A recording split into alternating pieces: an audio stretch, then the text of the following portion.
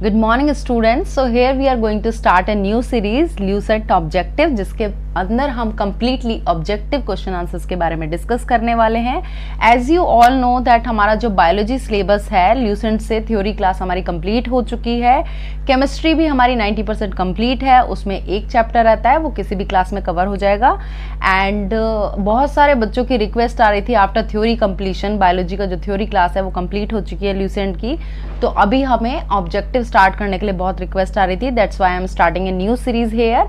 And today's our topic of discussion would be definitely from biology botany and its branches. और हम ये start करने वाले हैं आज. So let's start without any delay. Botany and it branches.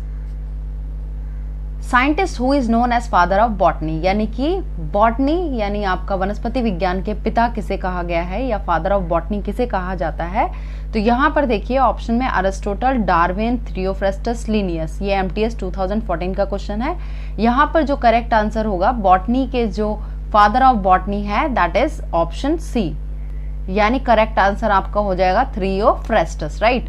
Now second is who is known as father of biology. अब father of biology किसे कहा गया. देखो यहाँ पर डिफरेंस है. फादर ऑफ बॉटनी की बात आती है then you have to remember Theophrastus. Right.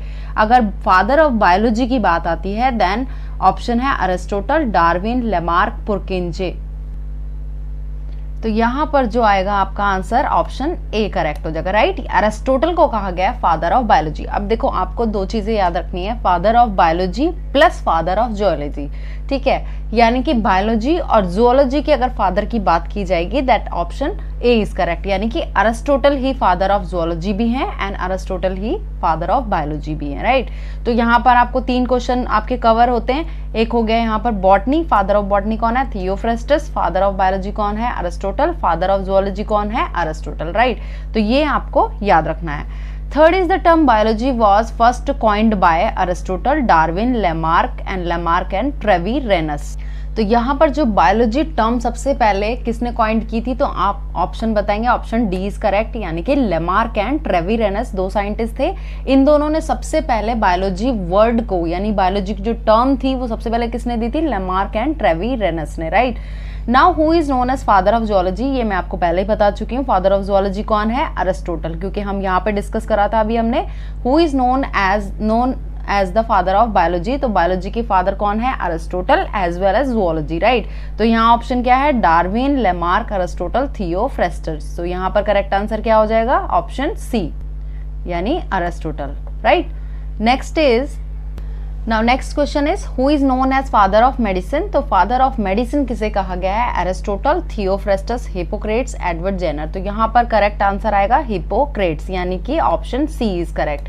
देखो हिप्पोक्रेट्स जो थे उनको फादर ऑफ मेडिसिन माना गया है, मॉडर्न मेडिसिन के फादर कहा जाता है क्योंकि उनकी जो बुक थी उसमें उन्होंने बहुत सारे डिजीज और उनके ट्रीटमेंट के बारे में डिटेल लिखा था. उन्होंने ऑब्जर्व किया था और उसके बाद उस बुक को लिखा था. राइट. तो यहाँ पर क्या हो गया, फादर ऑफ मेडिसिन कौन हो गए, Hippocrates. Next is the term biology is derived from the language. ऐसी कौन सी भाषा से बायोलॉजी टर्म डिराइव हुआ है. राइट. किससे, ये कहाँ से लिया गया है, बायोलॉजी किस भाषा का शब्द है.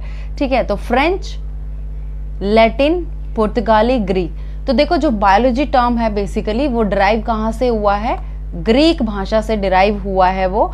और जो बायोलॉजी के अंदर अगर आप इसको बायो को अलग करें या लोगोस को अलग करें, बायोलॉजी जो बना है शब्द वो बायो प्लस लोगोस से मिलके बना है. राइट. तो बायो का मतलब होता है जीवन या लाइफ कह सकते हो एंड लोगोस मीन्स होता है स्टडी यानी कि जीवन का अध्ययन यानी कि स्टडी ऑफ लाइफ. राइट. तो ये कहाँ से डिराइव हुआ है वर्ड बायोलॉजी, ये डिराइव हुआ है, ये टर्म जो डिराइव हुई है वो ग्रीक भाषा से डिराइव हुई है. Next is the book Historia Plantarum is written by. अब जो हिस्टोरिया प्लांटरम है उस बुक का मतलब क्या है, बेसिकली इस बुक का मतलब होता है इंक्वायरी इनटू प्लांट. यानी जो प्लांट्स की इंक्वायरी किसने की थी, तो एक साइंटिस्ट थे थियोफ्रेस्टस, राइट। ऑप्शन में देखिए अरिस्टोटल, थियोफ्रेस्टस, हिपोक्रेट्स, डार्विन, तो ऑप्शन बी इज करेक्ट है यहाँ पर, ठीक है। तो यहाँ पर आएगा थियोफ्रेस्टस नाम के एक साइंटिस्ट थे, उन्होंने इस बुक को लिखा था और ये उस टाइम लिखी गई थी 350 बीसी के आसपास लिखी गई थी ये बुक। और इसका मतलब जो अगर हिस्टोरिया प्लांटरम अगर हम बात करते हैं तो इसका मतलब होता है inquiry into plants, right. That was written by Theophrastus, right. So option B is correct here. Next is botany is also known as phytology, psychology, pedology, plantophyta। तो देखो यहाँ पर देखो, आप अगर ऑप्शंस में ध्यान से देखेंगे तो ये आपको देखो फाइटोलॉजी दिख रहा है। फाइटो मीन्स क्या होता है, प्लांट होता है, लॉजी मीन्स होता है प्लांट्स की स्टडी, राइट। तो प्लांट स्टडी को हम कहते हैं बॉटनी। सो यहाँ पर option A is correct, right. Botany is also known as phytology. Phytology का मतलब होता है प्लांट्स की स्टडी, राइट। एक यहाँ पर टर्म है फाइकोलॉजी, इसका मतलब होता है, फाइको मीन्स होता है एल्गी, राइट। तो एल्गी की स्टडी को हम कहते हैं phycology. Now next question is Aristotle is not known as. देखो यहाँ पर आया इज नोन एज नहीं लिखा है, यहाँ पर लिखा है इज नॉट नोन एज, क्या नहीं है, ठीक है। क्या नहीं किस लिए नहीं जाने जाते Aristotle, right. Option is father of biology, father of zoology, founder of embryology, father of botany. तो यहाँ पर जो ऑप्शन आएगा correct, Aristotle is not known as father of botany, यानी कि करेक्ट ऑप्शन होगा आपका ऑप्शन नंबर डी, राइट। अब देखिए अरिस्टोटल को हमने पढ़ा था पहले, फादर ऑफ बायोलॉजी भी बोलते हैं, फादर ऑफ जुओलॉजी भी बोलते हैं, लेकिन इनको फादर ऑफ और फाउंडर ऑफ एम्ब्रियोलॉजी भी कहा जाता है। एम्ब्रियोलॉजी यानी कि जो भ्रूण होता है, एम्ब्रियो होता है, उसकी स्टडी को हम कहते हैं एम्ब्रियोलॉजी। तो इन्होंने काफी कुछ उसमें रिसर्च किया था, उसके बारे में बताया था, that's why he is also known as founder of embryology as well as father of embryology, ठीक है। तो अरिस्टोटल बहुत इंपॉर्टेंट नाम है बायोलॉजी में, आपको याद रखना है। He is father of biology, father of zoology as well as father of embryology. Now next question is in exobiology we study about. जो एक्सोबायोलॉजी होती है उसमें हम क्या पढ़ते हैं, ये एसएससी ग्रेड 1979 का क्वेश्चन है। Option A external structure of living beings, option B life present on the earth, life present in the outer layer of earth atmosphere, और life found in space and on other satellites.